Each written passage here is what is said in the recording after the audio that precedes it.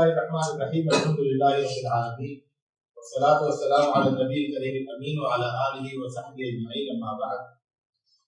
میرے لیے بہت خوشی کا موقع ہے کہ میں آپ حضرات کے روبرو ہوں اور اس اہم علمی مجلس میں مجھے حصہ لینے کا موقع ملا.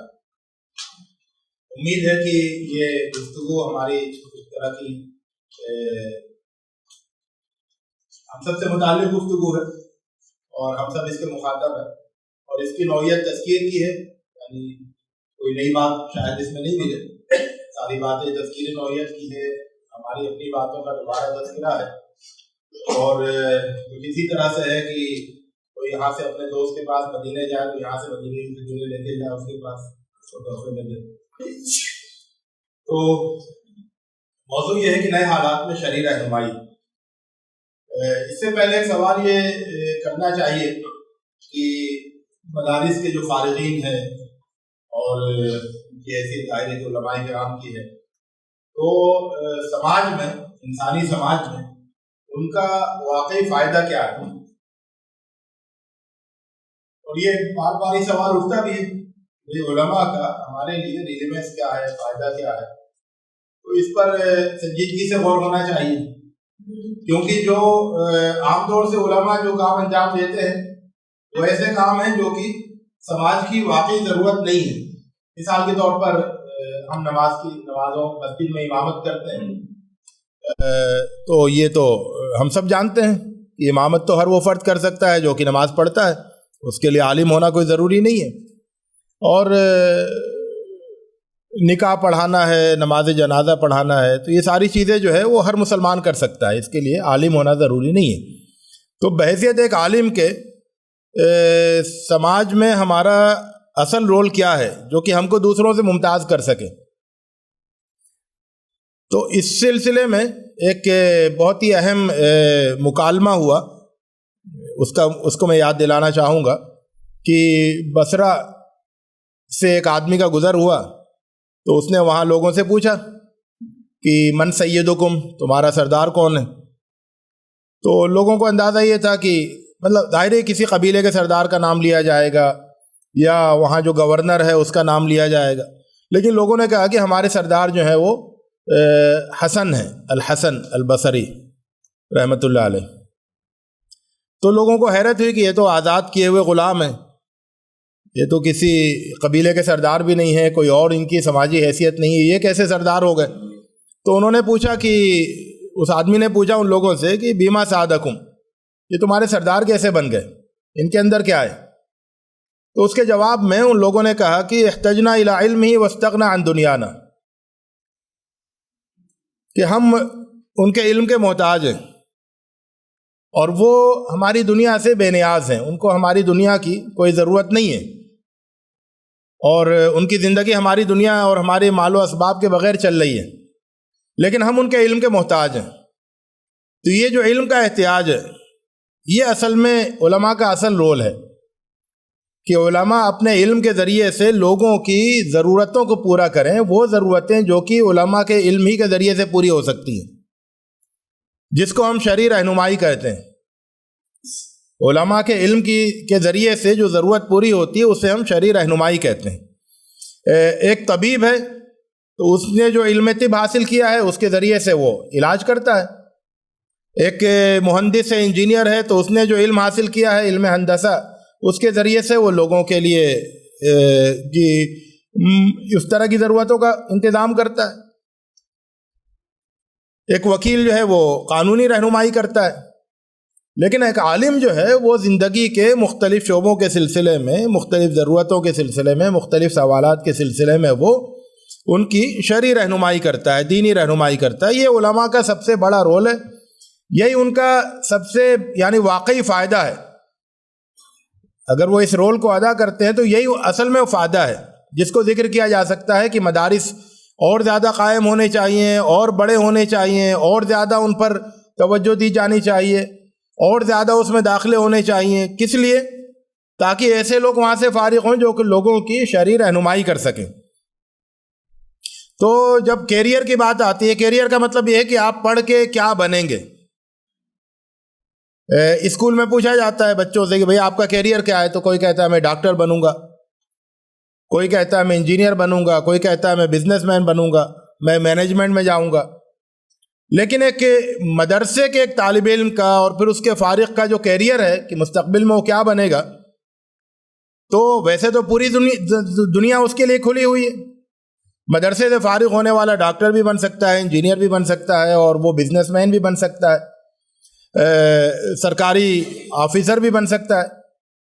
لیکن ان سب کے بعد جو ہے جو چیز اسے بہرحال بنی رہنی ہے، سب کچھ بنے ہوئے بھی جو اس کا حقیقی کیریئر ہے اور جو اس کو بننا ہے، وہ شرعی رہنمائی کا ہے، کہ وہ ڈاکٹر ہو، چاہے انجینئر ہو، چاہے بزنس مین ہو، چاہے ملازم ہو، ان ساری صورتوں میں، چاہے وہ ملک کے اندر رہتا ہو، چاہے بیرون ملک میں رہتا ہو، تمام ہی صورتوں میں اس کا جو اصل کام ہے، تمام کام کرتے ہوئے وہ شرعی رہنمائی کا کام ہے۔ تو آپ کوئی بھی پیشہ اختیار کریں، شرعی رہنمائی آپ کا سدا بہار مشغلہ رہے۔ برسہ برس کی محنت کا یہ کم سے کم تقاضا ہے، کیونکہ لوگ کہتے ہیں نا کہ بھئی آپ نے 7 سال تک طب پڑھا، MBBS کیا، MD کیا، تو اب آپ اگر علاج نہیں کر رہے اور آپ سے مریضوں کو فائدہ نہیں ہو رہا ہے تو پھر آپ نے وہ سب کیوں کیا؟ تو اسی طرح لوگ یہ بھی پوچھیں گے کہ آپ نے 7 سال تک عالمیت کیا، 2 سال پھر فضیلت کیا، ہر مدرسے میں الگ الگ وہ ہے معاملہ، تو وہ سب کرنے کے بعد آپ نے 8-9 سال تعلیم حاصل کرنے کے بعد، خالص دینی تعلیم حاصل کرنے کے بعد، آپ عوام الناس کی شرعی رہنمائی کیوں نہیں کر رہے ہیں؟ تو یہ کم سے کم تقاضا ہے کہ آپ لوگوں کی شرعی رہنمائی کریں۔ ایک تو بڑا تقاضا ہے کہ آپ تحقیق کے میدان میں قدم رکھیں، اجتہاد کریں، تحقیق کریں، نئی تحقیقات لوگوں کے سامنے پیش کریں، یہ تو بڑے تقاضے ہیں۔ لیکن جو کم سے کم تقاضا ہے وہ یہ کہ آپ عوام الناس کی رہنمائی کریں، شرعی رہنمائی۔ اور یہ موجودہ دور میں یہ کام بہت ضروری ہو گیا ہے اور بہت زیادہ محنت طلب بھی ہے، کیونکہ اب زندگی اتنی سادہ نہیں رہی جتنی پہلے تھی، پیچیدہ ہو گئی ہے اور دن بدن پیچیدہ ہوتی جا رہی ہے۔ جو تجارت کے مسائل پہلے تھے اب اس سے زیادہ پیچیدہ مسائل ہیں، جو طب کے مسائل پہلے تھے اب اس سے زیادہ پیچیدہ مسائل ہیں، جو معاشرت کے مسائل پہلے تھے اس سے زیادہ پیچیدہ مسائل ہیں۔ اسی تو جو تبدیلیاں ہو رہی ہیں معاشرے میں، علوم کے میدان میں، وہ تبدیلیاں نہایت تیز رفتار ہیں۔ یعنی پہلے جو تبدیلی دنیا اگر 100 سال میں بدلتی تھی تو اب لوگ کہتے ہیں کہ 10 سال کے اندر پوری دنیا بدل جاتی ہے، پورا علم کا ڈسکورس بدل جاتا ہے، تو اس طرح کے اعداد و شمار بتائے جاتے ہیں۔ تو تبدیلیاں نہایت تیز رفتار ہیں۔ تو اب آپ سوچیں کہ امام ابو حنیفہ رحمۃ اللہ علیہ اور ان کے دونوں شاگردوں کے درمیان اختلاف کو لوگوں نے کہا کہ وہ اختلاف دلیل و برہان نہیں ہے بلکہ اختلاف زمان ہے، کہ دونوں کا زمانہ الگ الگ ہے اس لیے دونوں میں اختلاف ہوا، اور دلائل میں ایسا نہیں ہے کہ ان کی دلیل کمزور تھی ان کی دلیل مضبوط ہے۔ تو اگر استاد اور شاگرد کے بیچ میں اتنا بڑا زمانے کا اختلاف ہو سکتا ہے کہ اتنے زیادہ مسائل میں ان کا اختلاف ہو اور اس کو اختلاف زمان کہا جائے، تو اب جو طویل زمانہ گزرا ہے اور اس میں جتنی تیز تبدیلیاں ہو رہی ہیں، اس وقت تو تبدیلیاں بھی اتنی تیز نہیں ہوتی تھی، تو اتنی تیز تبدیلیوں میں شرعی رہنمائی کا کام جو ہے وہ بہت زیادہ محنت طلب اور توجہ طلب ہو جاتا ہے۔ زندگی کے شعبوں کی تعداد میں تیزی کے ساتھ اضافہ ہو رہا ہے۔ پہلے زندگی کے اتنے شعبے نہیں تھے جتنے کہ اب ہیں۔ آپ جانتے ہیں کہ ہر شعبے میں تخصص پیدا ہو رہا ہے۔ یعنی پہلے یہ تھا کہ ایک ڈاکٹر ہے تو ڈاکٹر ہے، ابن سینا طبیب ہیں تو ہر مرض کا علاج ہے ان کے پاس۔ لیکن اب تو یہ ہے کہ جو ماہر امراض دماغ ہے ان کی بھی پھر کئی قسمیں ہیں، کئی شعبے ہیں، جن میں سے ہر ایک کا جو ہے الگ الگ میدان ہے۔ مسائل کا تنوع بڑھتا جا رہا ہے، بالکل نئے نئے قسم کے مسائل سامنے آ رہے ہیں جو پہلے کبھی نہیں پائے جاتے تھے۔ ہمارے فقہ کی کتابوں میں وہ مسائل نہیں ملتے، حالانکہ فقہاء نے بہت سارے مسائل سوچ کر فرض کیے کہ اگر ایسا ہو گیا، اگر ایسا ہو گیا، اگر ایسا ہو گیا، لیکن اب جو مسائل پیش آ رہے ہیں وہ ان مفروضہ مسائل سے بھی آگے کے ہیں جو فرض بھی نہیں کیے جا سکے پہلے۔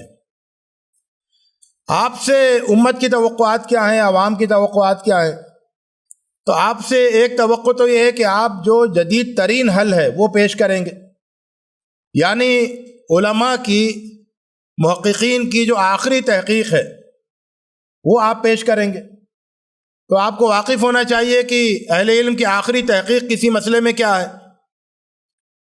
اسی طرح آپ سے توقع یہ ہے کہ آپ ہر طرح کے سوال کا جواب دیں گے۔ ایسا نہیں ہو سکتا کہ کوئی آئے اور آپ سے کہے کہ بھئی وراثت کا یہ مسئلہ بتائیں، تو آپ کہیں کہ بھئی وراثت کے پر تو میری خاص توجہ نہیں رہی ہے، میں تو صرف نماز کے مسائل بتا سکتا ہوں، طہارت کے مسائل بتا سکتا ہوں۔ یا اگر کوئی آ کے آپ سے شیئر مارکیٹ کے بارے میں کوئی پوچھے، شیئرز کے سلسلے میں پوچھے کہ ان پر زکوٰۃ کیسے دیں گے، تو آپ کہیں کہ نہیں میں تو سونے اور چاندی کی زکوٰۃ بتا سکتا ہوں، شیئرز کی زکوٰۃ میں نہیں بتا سکتا۔ تو ایسا نہیں ہے، بلکہ آپ کو ہر طرح کے سوالات کا جواب آپ دیں، لوگوں کی یہ توقع ہے آپ سے۔ اسی طرح لوگوں کی توقع یہ بھی ہے کہ آپ کا جواب جو ہے وہ مدلل ہو اور اطمینان بخش ہو۔ یہ دو الگ الگ باتیں ہیں، مدلل ہونا اور اطمینان بخش ہونا۔ کبھی یہ ہوتا ہے کہ آپ ایک جواب دیتے ہیں، اس کی دلیل ذکر کر دیتے ہیں، لیکن اس دلیل کے باوجود لوگوں کو اطمینان نہیں ہوتا کہ اس سے جو ہے وہ مسئلے کا تشفی بخش حل نہیں ہو پا رہا ہے۔ تو اب آپ کا جواب مدلل بھی ہو اور اطمینان بخش بھی ہو۔ ظاہر ہے کہ شریعت جو ہے، اللہ کا دین جو ہے، وہ تو دلوں کو اطمینان عطا کرنے والا ہے، اور اگر ہمارا کوئی جواب ایسا ہے جس کی دلیل بھی موجود ہے لیکن اطمینان نہیں ہو رہا ہے، تو پھر سوال تو پیدا ہوگا کہ بھئی آپ مطمئن کیجئے۔ اسی طرح سے اگر آپ کسی چیز سے منع کرتے ہیں کہ بھئی یہ کرنا جائز نہیں ہے، بزنس کی کوئی صورت آپ کے سامنے آئی، آپ نے کہا بھئی یہ آپ نہیں کر سکتے، شریعت میں جائز نہیں ہے، تو آپ کو یہ بتانا ہوگا کہ پھر آپ کیا کریں، یہ نہیں کریں تو کیا کریں، متبادل کیا ہے۔ اسی طرح سے لوگوں کی توقع آپ سے یہ بھی ہے کہ آپ سوالات کا انتظار نہیں کریں گے، کہ کوئی سائل آپ کے پاس آئے، سوال پوچھے تو آپ اس کا جواب دیں، بلکہ آپ ضرورت کا ادراک کریں گے، سوال کا انتظار نہیں کریں گے، ضرورت کا ادراک کریں گے۔ کہ مثال کے طور پر آج سے کئی سال پہلے کی بات ہے کہ network marketing, multi level marketing شروع ہوئی۔ آپ جانتے ہیں نیٹ ورک مارکیٹنگ کے بارے میں کہ ایک خریدار بنتا ہے، پھر وہ 3 خریدار بناتا ہے، پھر اس سے کہا جاتا ہے کہ تم اور 3 خریدار بناؤ۔ اب یہ مارکیٹنگ کا طریقہ پورے ملک میں رائج ہو گیا، بہت سے مسلمان اس میں شامل ہو گئے، ہے نا، لیکن چونکہ اس پر سوال نہیں پوچھا گیا دارالفتہ سے، تو دارالفتہ سے کوئی جواب بھی نہیں آیا ایک عرصے تک، کیونکہ سوال نہیں آیا تھا۔ لیکن معاشرے میں تو موجود ہے، وہ ضرورت موجود ہے، تو ضرورت کا ادراک کرنا ہے اور اس کے سلسلے میں رہنمائی پیش کرنی ہے۔ لوگ جیسے ہی کسی چیز میں انوالو ہوں، مشغول ہوں، مصروف ملوث ہوں، آپ فوراً آگے بڑھ کر بتائیے کہ یہ صحیح ہے کہ غلط ہے۔ اس کا انتظار نہیں کیجیے کہ لوگ آپ سے آ کر پوچھیں گے، اور اس کے لیے ضروری ہے کہ آپ فوراً اس کے بارے میں جانیں گے تو آپ رہنمائی کر سکیں گے۔ یہ جو شرعی رہنمائی ہے، جو میں نے کہا کہ آپ کو جدید ترین حل پیش کرنا ہے نا، تو سوال یہ ہے کہ جدید ترین حل پیش کرنے کے لیے آپ کے پاس ویسی علمی تیاری ہونی چاہیے جدید ترین کی۔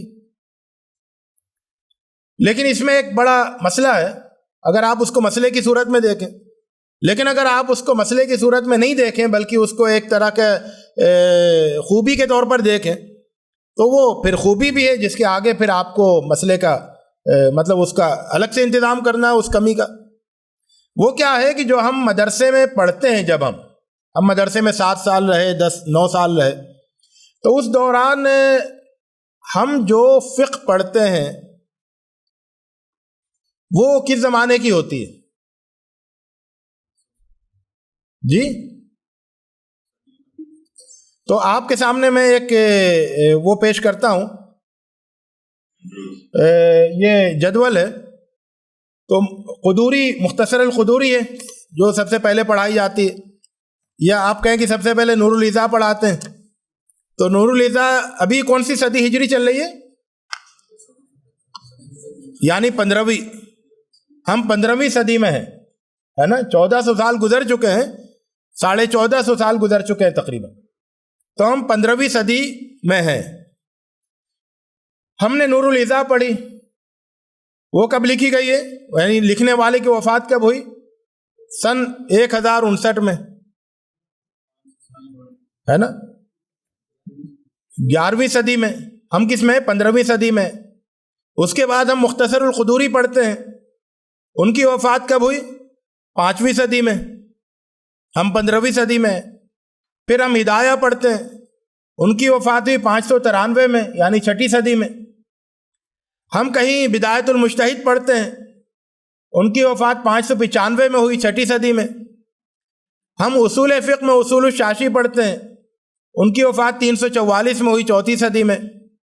ہم جب تفسیر پڑھتے ہیں تو تفسیر بیضاوی پڑھتے ہیں یا پہلے جلالین پڑھتے ہیں، تو ان میں دونوں حضرات کی وفات جو ہے محلی کی 864 میں اور سیوطی کی 911 میں ہوئی۔ پھر ہم بیضاوی پڑھتے ہیں جن کی وفات جو ہے 685 میں ہوئی۔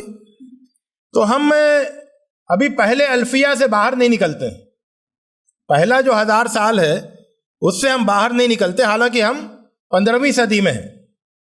تو یہ ہمارا پورا نصاب ہے جس میں کہ جب ہم فقہ پڑھتے ہیں، اصول فقہ پڑھتے ہیں، تفسیر پڑھتے ہیں، تو وہ سب کچھ جو ہم پڑھ رہے ہوتے ہیں تو ہم دراصل کئی سو سال پہلے کے مسائل پڑھ رہے ہوتے ہیں، کئی سو سال پہلے کی فقہ پڑھ رہے ہوتے ہیں، اور کئی سو سال پہلے پیش آنے والے مسائل کا سامنا کر رہے ہوتے ہیں۔ تو ہم حقیقت میں کئی سو سال پہلے والی دنیا میں رہ رہے ہوتے ہیں، ہے نا، اور وہی تصور ہمارے سامنے ہوتا ہے، اسی کے حل ہمارے سامنے ہوتے ہیں، یہ سب کچھ ہوتا ہے۔ تو اب جب ہم مدرسے سے فارغ ہو کے باہر نکلتے ہیں تو اب ہم 15ویں صدی میں ہوتے ہیں، ہے نا۔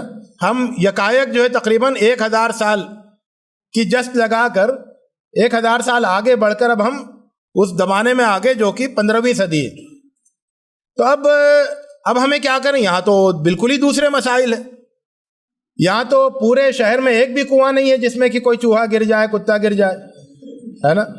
وہ پانی کی ٹنکیاں ہیں یا پھر نیچے پائپ لائن ہے نا، یا پھر نیچے زمین سے بورنگ سے آ رہا ہے پانی۔ تو اب کیا کرنا ہے؟ بالکل زمانہ دوسرا ہے نا۔ تو اب حجامہ کے بجائے جو ہے یہاں آپریشن ہو رہے ہیں، اور وہ بھی کیسے کیسے آپریشن ہو رہے ہیں، بالکل طرح طرح کی ٹیکنالوجی سے۔ تو سارے مسائل بالکل مختلف ہیں، ہے نا۔ اب ہم سے یہ کہا گیا کہ 3 دن کی مسافت ہو مسافر کے لیے، تو اب ہم ایسے زمانے میں جہاں کی اونٹ چلتے ہی نہیں، لوگ پیدل بھی نہیں چلتے، 3 دن کی مسافت کیسے ہوگی؟ پوری دنیا کا چکر جو ہے ہم آدھے دن میں کاٹ لیتے ہیں، 12 گھنٹے میں ہم پوری دنیا کا چکر کاٹ لیتے ہیں، ایک سرے سے کونے سے دوسرے کونے تک پہنچ جاتے ہیں۔ تو اب ہم مسافر کے حکم میں کب ہوں گے؟ 3 دن کی مسافت تو کہیں ہے ہی نہیں۔ تو اب ایسا ایک زمانے میں ہم نے قدم رکھا ہے نا۔ تو مدرسے سے فارغ ہو کر ہم صرف مدرسے سے باہر کی زمین پر قدم نہیں رکھتے ہیں، بلکہ ہم 1000 سال یا بعد والے زمانے میں قدم رکھتے ہیں جس میں ہم تھے۔ یہ آپ اس کو ایک کمی بھی کہہ سکتے ہیں، ہے نا، لیکن میں اس کو دوسری طرح سے دیکھتا ہوں کہ نہیں، یہ اپنے آپ میں ایک ضرورت کی تکمیل ہے کہ بھئی آپ کو جو بنیادی کتابیں ہیں جو آپ کی بنیاد بناتی ہیں، بنیاد ساز قسم کی کتابیں ہیں، وہ آپ کو مدرسے میں پڑھا دی جائیں، اس میں آپ مضبوط ہو جائیں۔ آپ یہ دیکھ لیں کہ پہلے کے فقہا، پہلے کے علماء کس طرح استنباط کرتے تھے، کس طرح مسائل کو دیکھتے تھے، کس طرح ان کے بارے میں سوچتے تھے، تنقیح منات کیسے ہوتی تھی، تحقیق منات کیسے ہوتی تھی، ہے نا، وہ ساری چیزیں آپ دیکھ لیں۔ اس کے بعد پھر آپ جو ہے وہ باہر قدم رکھیں۔ باہر قدم رکھنے کے بعد آپ پھر کیا، اب آپ کا اگلا مرحلہ ہونا چاہیے جو آپ کریں، وہ یہ کہ آپ پھر اس نئے دور کی فقہ پڑھیں، نئے دور کی تفسیر پڑھیں، نئے دور کی شرح حدیث پڑھیں، اور نئے دور کا علم کلام پڑھیں۔ میں نے علم کلام کا ذکر نہیں کیا اس میں، وہ بھی ہماری شرعی رہنمائی کی ضرورت ہے۔ ظاہر ہے کہ شرعی رہنمائی جب ہم کریں گے یا ہم سے پوچھی جائے گی تو صرف ہمارے عملی مسائل کے بارے میں نہیں ہوگی جس کو ہم فقہ کہتے ہیں، وہ ہمارے علمی اور فکری مسائل کے بارے میں بھی ہوگی۔ کوئی شخص آ کے ہم سے سیکولرزم کے بارے میں پوچھے گا کہ اسلام کا نقطہ نظر کیا ہے، تو ہمیں فقہ کی کتابوں میں نہیں ملے گا، وہ ہمیں جدید علم کلام کی کتابوں میں ملے گا، قدیم علم کلام کی کتابوں میں نہیں ملے گا۔ تو اب یہ جو ہے یہ ہمارا وہ ہے اگلا مرحلہ کہ ہم فراغت کے بعد کیا کریں تاکہ ہم شرعی رہنمائی کے قابل ہو سکیں۔ تو فراغت کے بعد ہمیں پہلی بات یہ ہے کہ جو ہماری مضبوط بنیادیں تھیں، جو وہ ساری کتابیں پڑھ کر بنی تھیں، ان کی مضبوطی کو برقرار رکھتے ہوئے، یعنی ان سے تعلق کو مستحکم برقرار رکھتے ہوئے، ایسا نہیں ہو بسا اوقات کیا ہوتا ہے کہ ہم نے جو کتابیں، مشکل کتابیں، قدیم کتابیں مدرسے پڑھی، پھر ان کی طرف نہیں پلٹ کے دیکھنے فارغ ہونے کے بعد، یہ رویہ صحیح نہیں ہے۔ ان سے مضبوط تعلق قائم رکھ کے تاکہ آپ کی بنیادیں مضبوط رہیں، اور اس کے بعد پھر آپ جدید دینی لٹریچر کا مطالعہ کریں، پھر یہ کہ سماج کا مطالعہ کیا جائے. ابھی کیا ہوتا ہے، مدرسے میں ہم سماج سے بالکل کٹے ہوئے ہوتے ہیں. ہمارے پاس کتابیں ہوتی ہیں، استاد ہوتے ہیں جو ان کتابوں کو پڑھاتے ہیں. وہ استاد بھی ہمیں سماج کے بارے میں نہیں بتاتے اور وہ کتابیں بھی ہمیں سماج کے بارے میں نہیں بتاتی. ہم مدرسے سے عام طور سے ظاہر باہر نہیں نکلتے، ایک دارالاقامہ میں رہتے ہیں. گویا کہ ایک جزیرے میں ہماری ایک زندگی گزرتی ہے، سماج سے کٹے ہوئے ایک جزیرے میں. اب ہم سماج میں قدم رکھتے ہیں. تو ابھی تک جو ہم نے کتابوں کا مطالعہ کیا تھا، اب ہم سماج کا مطالعہ کریں گے. یہ ایک نیا مرحلہ ہوگا طالب علمی کا. طالب علمی کا ایک نیا مرحلہ ہوگا کہ ہم سماج کا مطالعہ کریں. تو سماج کا مطالعہ کریں، سماج کے مسائل کیا ہیں، واقعی مسائل جو کہ آپ سماج کا مطالعہ کر کے لکھیں. ایسا نہیں ہو کہ آپ نے کتاب پڑھی اور اس میں آپ نے سماج کے مسائل جو پڑھے وہ آپ نے بیان کر دیے. نہیں، آپ کا اپنا سماج کا مشاہدہ ہو، ان کے مسائل کو آپ قریب سے دیکھیں، سماج کے لوگوں کی نفسیات کو سمجھیں، سماجی نفسیات کو سمجھیں، سماج میں ہونے والے مختلف تجربات کے بارے میں جانیں، چاہے وہ سماج میں بگاڑ پیدا کرنے والے ہوں یا سماج کی اصلاح کرنے والے ہوں. پھر سماج میں جو موجود انحرافات ہیں، انتہا پسندانہ رجحانات ہیں، نظریات ہیں، ان پر نگاہ رہے. دنیا بھر میں ہو رہی اسلامی تحقیقات و مباحثات سے آپ کی آگہی رہے، کیونکہ جیسا کہ میں نے کہا کہ لوگ چاہیں گے کہ آپ جدید ترین حل پیش کریں. تو آپ کو یہ معلوم ہونا چاہیے کہ دنیا بھر کی جو مختلف بڑی فقہ اکیڈمیاں ہیں، فقہی ادارے ہیں اور تحقیقی ادارے ہیں، وہاں پر کیا بحثیں چل رہی ہیں، کن نتیجوں تک پہنچ رہے ہیں، کیا وہاں سے فتوے، قراردادیں اور قرارات وہاں سے جاری ہو رہی ہیں، ان کے بارے میں ہماری پوری آگہی رہے. اس کے بعد پھر جو حصول معلومات اور ترسیل فکر، دو چیزیں، ایک تو حصول معلومات، دوسرے ترسیل فکر یا ترسیل علم کی جو جدید ٹیکنالوجی ہے اس کو سیکھیں. آپ نے کل شام میں بہت اچھا ایک پورا سیشن اٹینڈ کیا اس کے سلسلے میں. تو معلومات کا حصول بھی ظاہر ہے کہ اب پہلے یہ تھا کہ آپ کتب خانے میں جائیں گے وہاں کتاب ملے گی. پہلے لوگوں کو ملکوں کا سفر کرنا پڑا.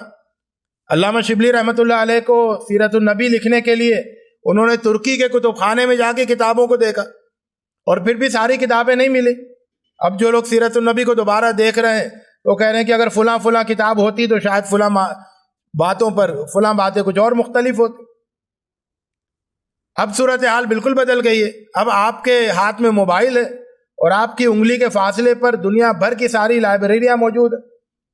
لیکن یہ کہ وہاں پر کیسے آپ معلومات کو حاصل کریں یہ آپ کو معلوم ہونا چاہیے، ورنہ پھر وہ لائبریری آپ کے ہاتھ میں ہے، آپ کی جیب میں ہے، لیکن آپ جو ہے وہ ان ساری چیزوں سے آگاہ نہیں ہے، کیونکہ آپ ان معلومات تک پہنچنے کا، ان لائبریریوں تک پہنچنے کا آپ وہ آگاہی ضروری ہے. اسی طرح سے پھر جو لوگوں کی شرعی رہنمائی کرنے کے لیے جو ٹیکنالوجی مطلوب ہے جدید، آپ جانتے ہیں کہ پہلے لوگ کتابیں لکھتے تھے، رسالے شائع ہوتے تھے. رسالے شائع ہونا بہت تیزی سے بند ہو رہے ہیں، کتابوں کی اشاعت بھی کم ہو رہی ہے.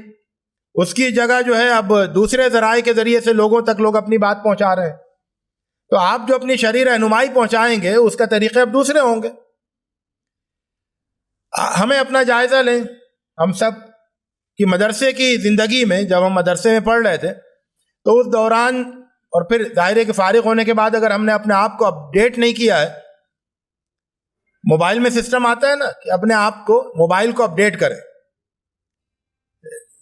فلاں اپلیکیشن ہے اس کو آپ اپڈیٹ کریں. تو اسی طرح خود اپنے آپ کو پورا اپڈیٹ کرنا ہوتا ہے مدرسے سے فراغت کے بعد. تو اگر اپڈیٹ نہیں کیا ہے تو پھر ہم سوچیں کہ جو اس وقت جدید معاشی، سیاسی، سماجی نظریات ہیں ان کے بارے میں ہم کتنا جانتے ہیں، ان کی خوبیوں خامیوں کے بارے میں. اسلامائزیشن آف نالج کی پوری تحریک دنیا میں برپا ہوئی، اس کے بارے میں ہم کیا جانتے ہیں. بین الاقوامی معاہدات کے بارے میں ہماری معلومات کیا ہیں. خود اپنے ملک کے دستور کے سلسلے میں ہماری واقفیت کتنی ہے. ہمارے جو ہم وطن ہیں ان کی جو مذہبی تعلیمات ہیں، مذہبی روایات ہیں، ان کے بارے میں ہم کتنا جانتے ہیں.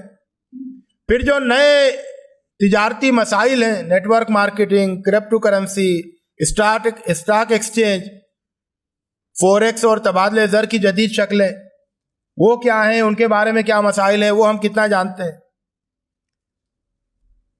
پھر جو جدید فکری مباحث ہیں، سیکولرزم کی بحث ہے، جمہوریت کی بحث ہے، انسانی حقوق کی دنیا میں ہونے والی بحثیں ہیں، خواتین کے حقوق کی دنیا بھر میں ہونے والی بحثیں ہیں، جنسی آزادی کو لے کر دنیا بھر میں ہونے والی بحثیں ہیں، الحاد کے حوالے سے جو گفتگویں ہو رہی ہیں، جو صورتحال ہے، جو مختلف سائنسی نظریات ہیں، تو ان کے بارے میں ہم کتنا جانتے ہیں.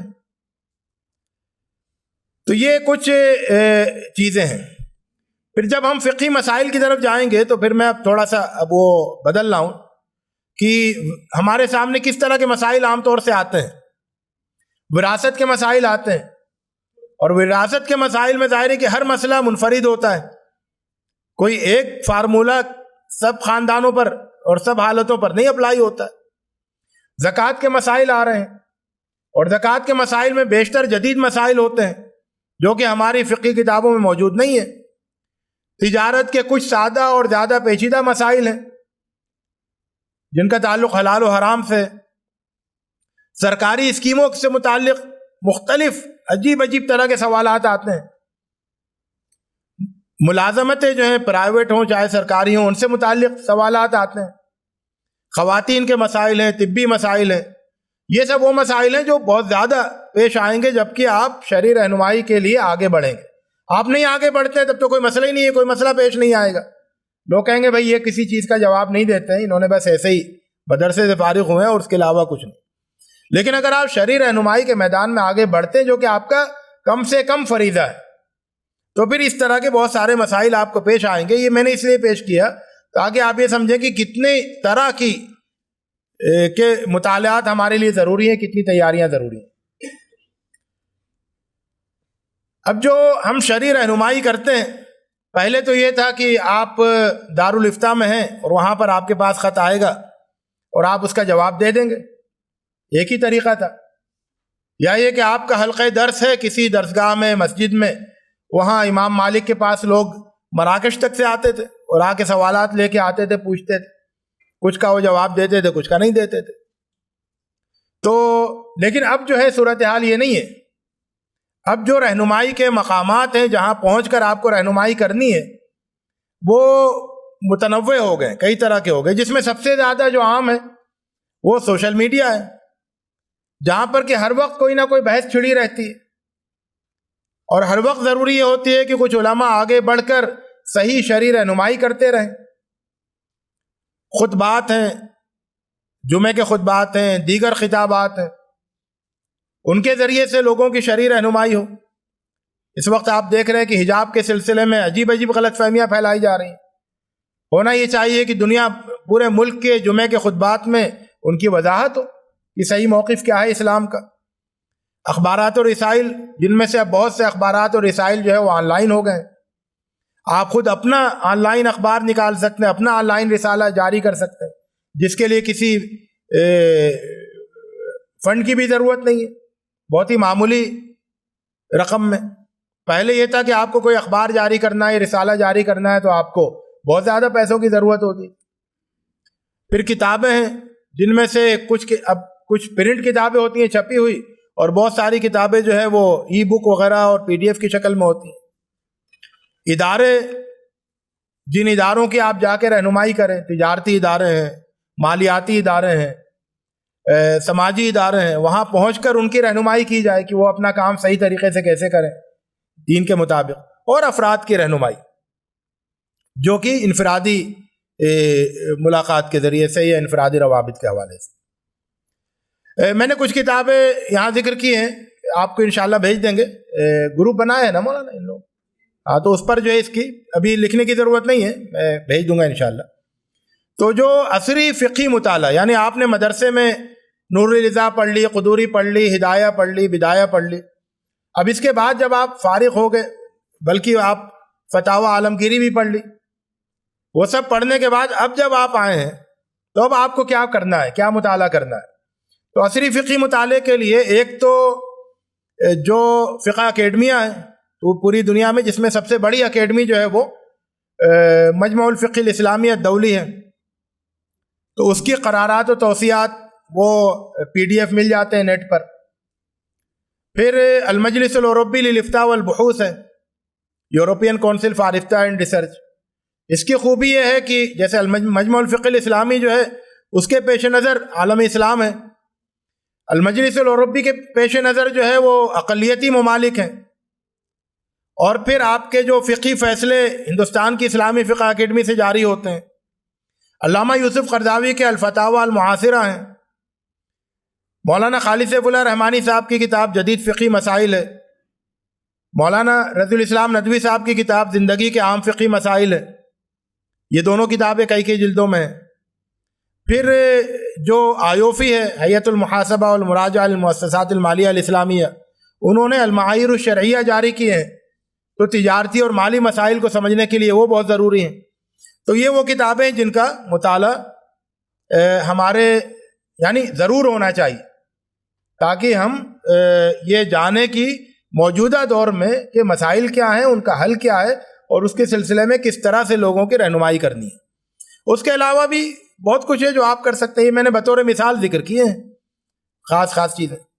اسی طرح عصری فکری مطالعہ، اس کے لیے کچھ بنیادی کتابیں پڑھنی چاہیے. تو مولانا سید ابو الاعلیٰ مودودی رحمۃ اللہ علیہ کی کتاب ہے اسلامی تہذیب اور اس کے اصول و مبادی. پروفیسر خورشید صاحب کی بہت اہم کتاب ہے اسلامی نظریہ حیات، 3 اجزاء میں، پاکستان کی بہت سی یونیورسٹیز میں وہ داخل نصاب ہے. شیخ محمد غزالی کی کتاب ہے مئۃ سوال عن الاسلام، بہت اہم کتاب ہے. ڈاکٹر نجات اللہ صدیقی صاحب کی کتاب ہے اسلام کا نظریہ ملکیت، اس کے ذریعے ہم بہت اچھی طرح سے اسلامی معاشیات کو سمجھ سکتے ہیں. سید سعادت اللہ حسینی صاحب کی 2 کتابیں ہیں، بدلتی ہوئی دنیا اور اسلامی فکر اور اصلاح معاشرہ منصوبہ بند عصری طریقے. استاد محمد مختار شقیدی کی کتاب ہے اسلامی تمدن میں آئینی بحران، اسلام کے سیاسی مسئلے کو سمجھنے کے. پھر 2-3 منٹ میں اور چند باتیں ہیں کہ دور جدید میں شرعی رہنمائی کے کچھ خاص پہلو ہیں. ایک تو یہ ہے کہ آپ اس زمانے میں کسی ایک مسلک تک محدود نہیں رہ سکتے. اگر آپ نے اپنے آپ کو ایک مسلک میں محدود کیا تو آپ اس متنوع، پیچیدہ اور پھیلتی ہوئی بدلتی ہوئی دنیا کی رہنمائی نہیں کر سکیں. اسی لیے آپ دیکھیں جتنے بھی بڑی فقہی اکیڈمیاں ہیں وہ ہمیشہ تمام معتبر مسالک کو سامنے رکھ کر پھر وہ قرارداد جاری کرتی ہیں. تو کہیں امام ابو حنیفہ رحمۃ اللہ علیہ کے مسلک پر، کہیں امام مالک رحمۃ اللہ علیہ کے مسلک پر، کہیں امام شافعی رحمۃ اللہ علیہ کے مسلک پر. تو وہ سب کو سامنے رکھ کر ہی اس بدلتی ہوئی دنیا میں شرعی رہنمائی کی جا سکتی ہے. تو کسی ایک مسلک تک محدود نہیں رہ سکتے، 4 مسلکوں تک بھی محدود نہیں رہ سکتے، اس سے بھی زیادہ وسیع تر ہونا پڑے گا. بلکہ علامہ قرضاوی حفظہ اللہ نے ایک بہت اچھی بات بتائی، یوسف قرضاوی صاحب نے. انہوں نے یہ کہا کہ بہت سی رائیں جو پہلے کسی زمانے میں تھیں، لوگوں نے اس وقت امت نے قبول نہیں کی، ہے نا، قبول نہیں کی، رد کر دی. لیکن رد کرنے کے بعد اس کو غائب نہیں ہونے دیا، ضائع نہیں ہونے دیا، بلکہ محفوظ کر لیا. بہت اہم بات ہے، قبول نہیں کی، رد کر دی اور محفوظ بھی کر لیا. تو یہ جو ان رائےوں کو محفوظ کر لیا، اس کا فائدہ اب اس زمانے میں ظاہر ہو رہا ہے. کہ بسا اوقات کوئی مسئلہ ہوتا ہے جس میں 4 مسلکوں میں موجود آراء بھی ہمیں اطمینان بخش نتیجے تک نہیں پہنچا سکتے، جہاں شریعت کے مقاصد کی، مصالح کی تکمیل ہو رہی ہو احسن طریقے سے. تو ہمیں امام اوزاعی کی کوئی رائے ملتی ہے، امام نخعی کی کوئی رائے ملتی ہے، امام ثوری کی کوئی رائے ملتی ہے، امام ابو ثور کی کوئی رائے ملتی ہے، اور وہ رائے جو ہے وہ ہماری رہنمائی کر دیتی ہے. تو اس بات کو بھی ہمیں سامنے رکھنا ہے. فقہی رہنمائی کے ساتھ، شرعی رہنمائی کے ساتھ دینی تربیت کا کام بہت اہم ہے. آپ زندگی نو میں مولانا رضی الاسلام ندوی صاحب کی جو جوابات آتے ہیں سوالات کے، فقہی سوالات کے، آپ اس میں دیکھیں گے کہ اس میں ایک تو اس مسئلے کا حل بتایا جاتا ہے، پھر یہ بھی اس میں بتایا جاتا ہے کہ یہ مسئلہ جس دینی کمزوری کی وجہ سے پیدا ہوا اس کمزوری کو دور کیا جائے. کہ مثال کے طور پر کسی نے غصے میں طلاق دے دی، تو ایک تو اس کو یہ بتایا جائے کہ بھئی طلاق کا حکم یہ ہے، غصے کی طلاق کا. پھر اس کو یہ بھی بتایا جائے کہ بھئی غصے پر کیسے قابو پایا جائے، غصے کے کیا نقصانات ہیں، ایک مومن کو کیسے غصے سے اجتناب کرنا چاہیے. وراثت کوئی تاخیر سے تقسیم کر رہا ہے 2-3 نسلوں کے بعد، مسائل پیدا ہو گئے، تقسیم بہت مشکل ہو جاتی ہے. تو آپ اس مشکل مسئلے کو حل کر کے صرف نہیں بتائیں بلکہ یہ بھی بتائیں، لوگوں کو سمجھائیں کہ وراثت جلد سے جلد تقسیم ہونی چاہیے. بینک سے کسی نے لون لیا ہے تو آپ اس کو یہ بھی بتائیں کہ بھئی دیکھو اخراجات کم کرو، قناعت کا راستہ اختیار کرو، کفایت شعاری کا، آپ چادر سے باہر پیر مت نکالو، ہے نا. تو اس کی جو دینی اور اخلاقی تربیت ہے وہ بھی کریں جس کی وجہ سے وہ مسائل پیدا ہوئے. جو معاصر فقہ ہے اس کے کچھ اہم پہلو یہ ہیں کہ اس میں ایک تو مقاصد کی رعایت ہوتی ہے جس کو فقہ المقاصد کہتے ہیں، انجام کار کی رعایت ہوتی ہے جس کو فقہ المعالات کہتے ہیں کہ بھئی آپ نے یہ کام کیا تو اس کا انجام کیا ہوگا. درجہ بندی کا خیال فقہ الاولیات کہتے ہیں، اور ترجیحات کا خیال فقہ الاولویات کہتے ہیں. درجہ بندی کا مطلب یہ ہوا کہ آپ فرائض کو فرائض کا درجہ دیں، ایسا نہیں ہو کہ جو آداب ہیں وہ فرائض کی جگہ پہنچ جائیں.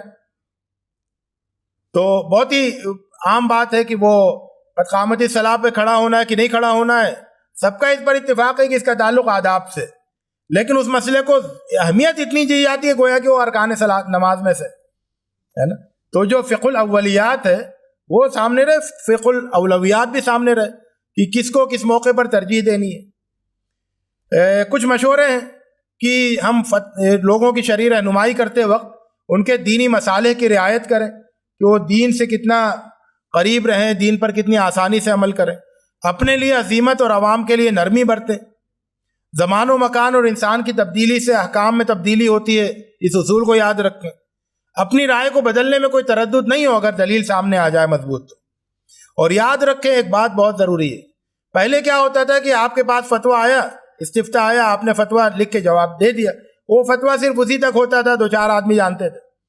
اب آپ جو فتویٰ ایشو کرتے ہیں وہ پھر وہ فیس بک پر آتا ہے، سوشل میڈیا پر آتا ہے، اس پر بحث ہوتی ہے، اور یہ ہوتا ہے بھائی آپ نے کیسا فتویٰ دے دیا. تو پھر بڑی مطلب یہ کہ وہ ہوتی ہے، ایک طرح کی رسوائی ہوتی ہے اگر کوئی بے احتیاطی میں کوئی فتویٰ جاری ہو گیا. تو موجودہ دور معلومات کا دور ہے، یعنی آپ کی کوئی بھی چیز جو ہے وہ پرائیویٹ نہیں ہے. معلومات کے درجے میں ہر معلوم چیز جو ہے وہ پبلک پراپرٹی ہے اور پبلک میں زیر بحث. آپ کہہ نہیں سکتے نہیں بھائی آپ پبلک میں اس پر بحث نہیں کرو، نہیں، آپ وہ پبلک میں ہے ہی، آپ کیسے روکیں گے بحث کرنے کے لیے.